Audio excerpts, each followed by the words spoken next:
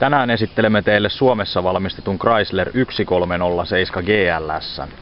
Auto on vuodelta 1979 ja sisältää 1,3-litraisen 68 hevosvoimaisen nelisylinterisen rivimoottorin. Autossa on kuiva yksilevykytkin nelivaihteinen täysin synkronoitu vaihteisto ja vetotapana etuveto. Pituutta tällä autolla on 4,2 metriä ja leveyttä 1,6 metriä. Ja painoa reilu tonnin luokkaa. Mikään Ferrarihan tämä ei ole, onhan kiihtyvyys huimat 15,7 sekuntia 0–100 kilometriä tunnissa ja huippunopeus alle 150 kilometriä tunnissa. Uutena tämä maksoi noin 30 000 markkaa. Nykyään auton arvo kulkee jossain siinä 1000 euron pinnassa. Ja tätä autoa on tehty Suomessa Uudenkaupungin tehtaalla vuosina 1975–1985.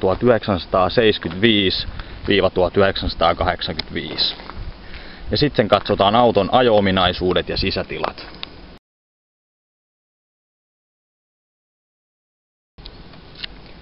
Ja niin kuin kuvasta näkyy, penkit on aika uudenveroiset, vähän käytetty.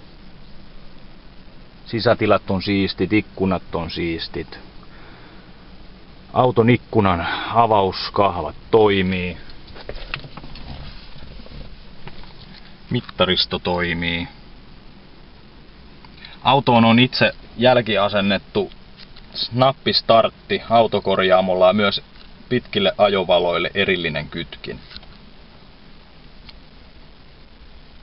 Autosta löytyy alkuperäinen mankka, mikä siinä on valmistaessa laitettu.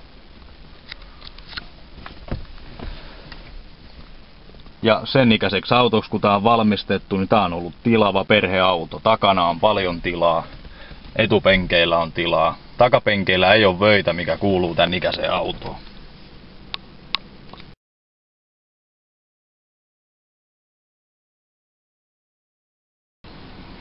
Auton säilytystilat on myös aika tilavat. Tää on normaalia viistoperäistä autoa vähän leveämpi. Hattuhyllyn saa siirrettyä pois tieltä ja takaisin toimii mekanismi.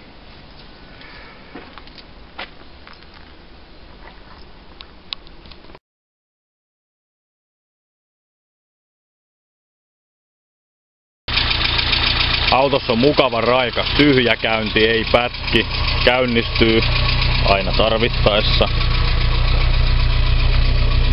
Autoon on uusittu pakoputki, ihan pakasta vedetty, ruosteeton putki. Takalamput on uusittu, pakasta vedetyt, oman mallinsa näköiset.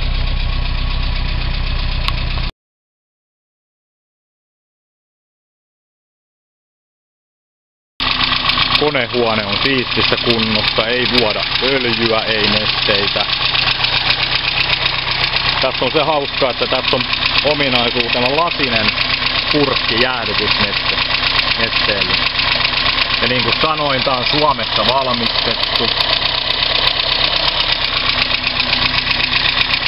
Ihan siistin näköinen peli jollekin harrastajalle tai joka haluaa vähän erikoisemman auton.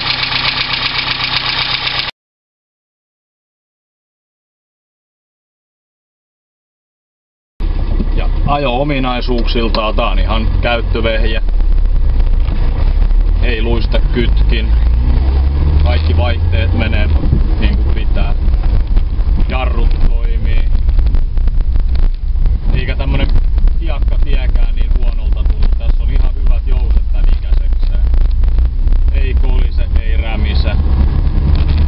Ja kiihtyy tarvittaessa jos haluaa. 1,3-litraseksi koneeksi tää on aika pirteä vehjä, koska ei tää on niin kuitenkaan hirveän painava. Kaikki valot toimii, vilkut toimii, polkimet toimii. Kääntäminen on aika kevyttä liikkeessä, mutta paikalla on aika vaikea, kun tässä ei ole sitä ohjaustehosteita. Lujimmissa nopeuksissa, jos noustaan yli 100 kilometrin tuntinopeuden, niin koneäänet nousee ylös. Tää on nelivaihteinen